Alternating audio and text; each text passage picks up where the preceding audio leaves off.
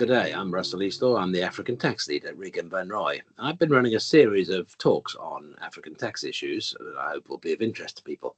So here's the final one for now of this series, which is on cryptocurrencies and tax in Africa, a subject of lots of debate recently.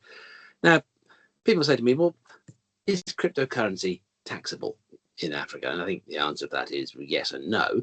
Cryptocurrency perhaps as such is not, but transactions using cryptocurrency or transactions in cryptocurrency will be taxable. Now, what I mean by that, if I use cryptocurrency to pay for an expense, so I buy the cryptocurrency and sell it, I'm using it as a form of cash, then yes, the underlying transaction is taxable, and any profit made on the crypto or losses for that matter will also be, because it's a form of what the tax lawyers call circulating capital. It's a bit like money in my bank account.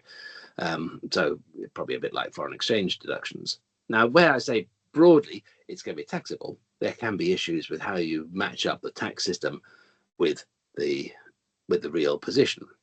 So they have rules on foreign currency losses, foreign exchange losses or gains, and those may come into play. It depends a little bit on how sophisticated the law is, but broadly speaking, those transactions will be taxed.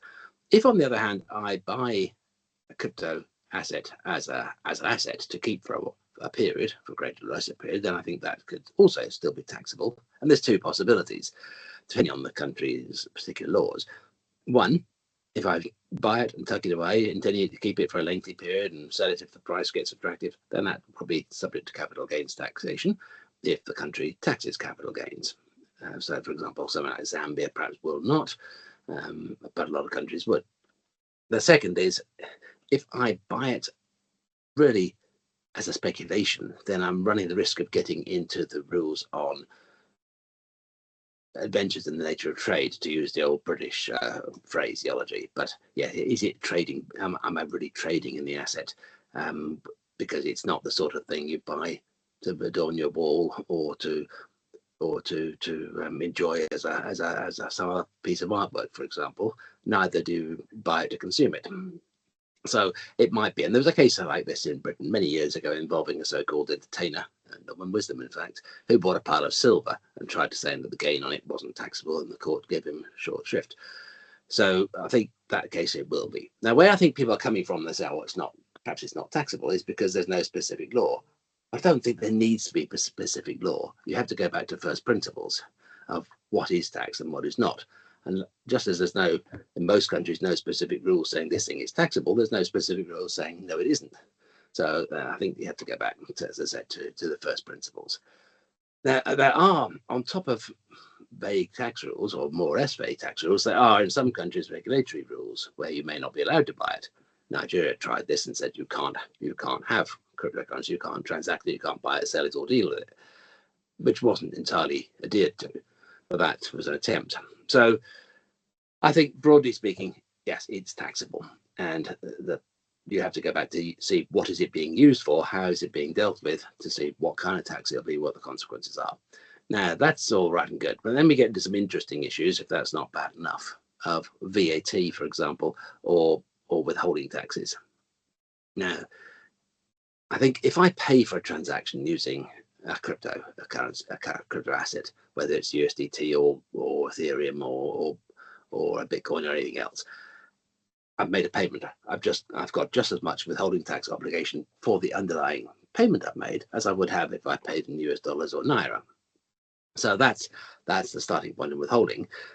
Likewise, VAT, the underlying transaction is still subject to VAT. Where I think the challenges come are in what rate of VAT do you apply to the purchase of the coin or the sale of it? But let's say the purchase, because if you're probably buying from an exchange, it's a regulated and vatable person. And if they're charging you a commission on it, what's the VAT rate and effect on that commission? That, again, it's going to depend country to country. And it also depends a bit on how nice they're feeling, on how broadly they interpret their definition of financial services. Yeah, in a lot of countries will say buying and selling a foreign currency is a transaction which is not subject to VAT, unless there's a fee involved, where it might be, and normally there's not, it's a margin. Now, whether you can persuade the tax authority that a crypto asset is a foreign currency is an interesting point. But even if it's not, perhaps it's really a method of paying something. So there may still be an avenue for saying it's not subject to VAT, it'd be exempt in those cases, assuming there's no specific fee on it. So I think it all comes down to trying to analyse the nature of the transaction and the nature of the particular wording of the law in the particular country you're looking at, and to see what it does. So you can't just say it's not taxable. And I think, unfortunately, there may be some unfortunately harsh effects in the VAT treatment, and perhaps the withholding tax on commission, but less likely. I think that's fairly clear. If there's a fee, there's going to be requirements to pay withholding tax if you're subject to deducting that, and then the exchange will be taxable on its commission income, for example. But the position of the VAT, I think, does get somewhat uncertain. I've looked at it in a few countries, and it gets quite difficult to work out what the real answer is.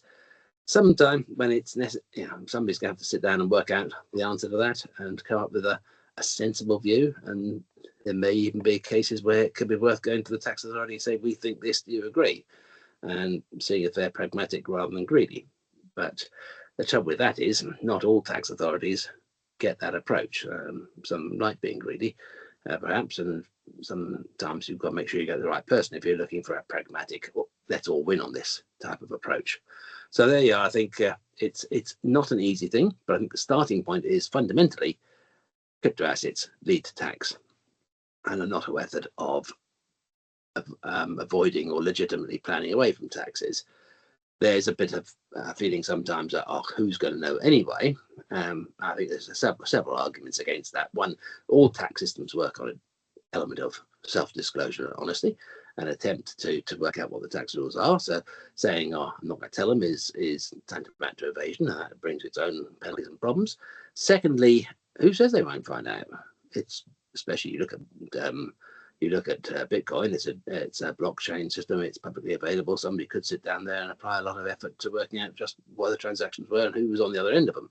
So you can't assume they won't find out. That would be unwise, and you could end up being disappointed. So they could find out, and then it's probably better it's definitely better to assume they will, and then try and work out what the real legally based effects and consequences are, and if necessary, debate those.